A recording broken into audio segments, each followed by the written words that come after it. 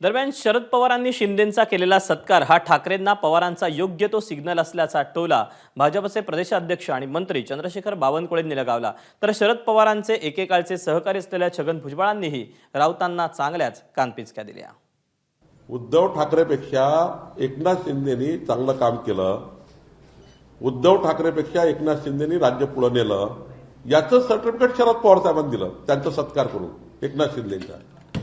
हे एखाद्या वेळी संजय राऊतांना पटत नसेल, हे एखाद्या वेळी संजय राऊतांना मान्य नसेल, पण शरद पवार साहेबांना मान्य आहे की उद्धव ठाकरेपेक्षा कितीतरी पटीनं एकनाथ शिंदे चांगले मुख्यमंत्री होते। हे या सत्कारावरनं या राज्याला माहीत झाला, देशाला माहीत झालं।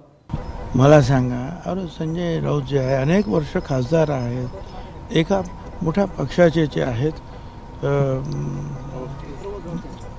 प्रवक्ते आहेत आणि एका मोठ्या वर्तमानपत्राचे सुद्धा ते कार्यकारी संपादक आहेत। त्यांना मी सांगावं किंवा त्यांच्यावर मी टिप्पणी करावी असं मला वाटत नाही। दरम्यान याच सगळ्या प्रकरणी आता शरद पवारांच्या राष्ट्रवादीचे खासदार अमोल कोल्हे यांचीही प्रतिक्रिया आली, ती पाहूया।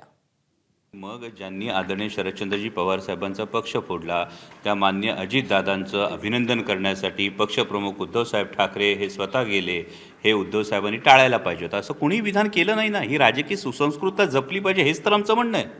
मला असं वाटतं की पहिली गोष्ट की मराठी माणसाला वेदना होतात, तर केवळ संजय राऊत साहेब म्हणजे संपूर्ण महाराष्ट्राचा मराठी माणूस नाही, हे त्यांनाही ठाऊक आहे। आणि त्यामुळे आदरणीय पवार साहेबांनी काय करावं हे इतरांनी सांगण्याची त्या बाबतीत आवश्यकता आहे असं मला वाटतं।